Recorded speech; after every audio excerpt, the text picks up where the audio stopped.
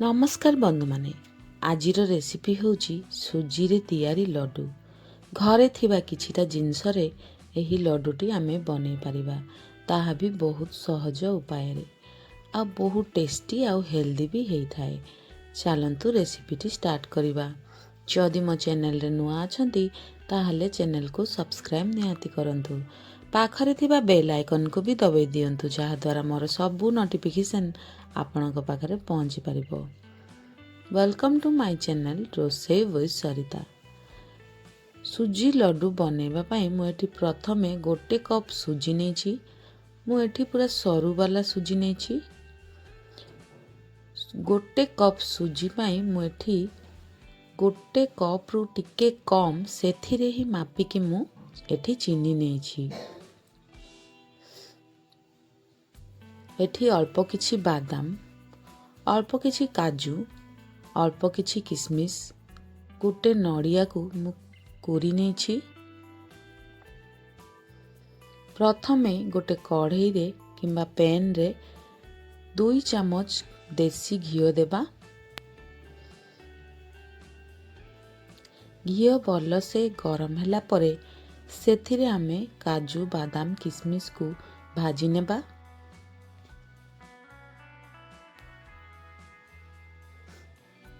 भल से भाजी की यह को गोटे 2 मिनट भाजी की बाहर करी नेबा।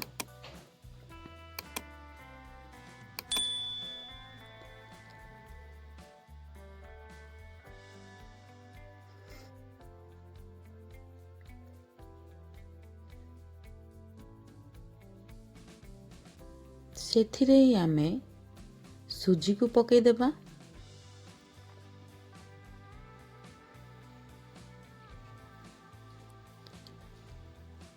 लो गैस रे आमे सुजी को 3 रु 4 मिनट भाजी नेबा। गैस को हाई रखिबेनी, लो गैस रे ही आमे सुजी को भाजीबा।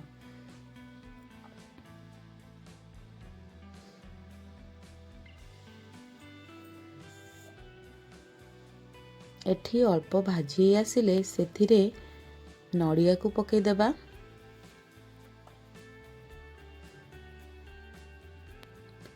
मिक्स करके पुणी गोटे रु 2 मिनट यह को भाजी नेबा।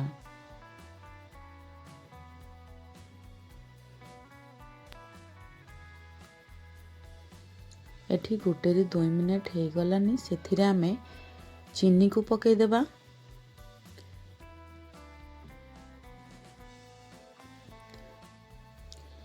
भाजी नेबा।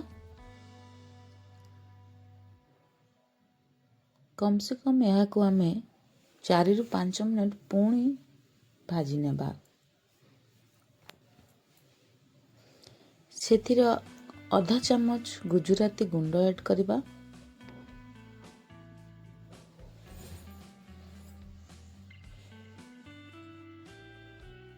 चीनी पूरा भल से मेल्ट हैला पर्यंत आमे लो गैस रे यह को भाजी नेबा।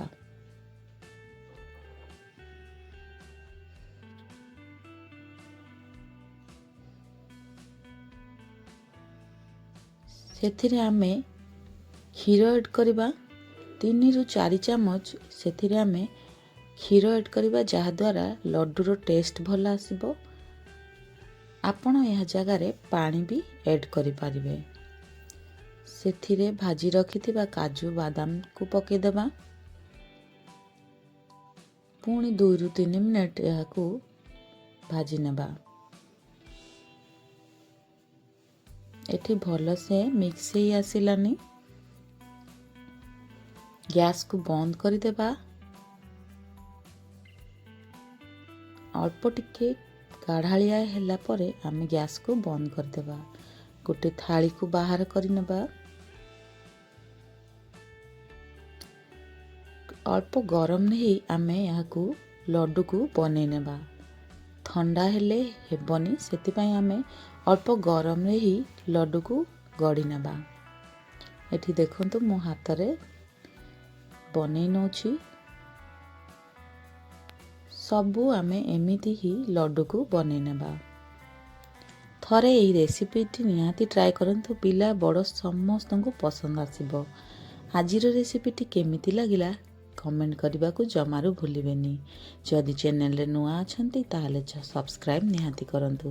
ଫେସବୁକ୍ ପେଜରେ ଦେଖୁଥିଲେ ଚ୍ୟାନେଲକୁ ଫଲୋ ନିହାତି କରନ୍ତୁ। ଧନ୍ୟବାଦ।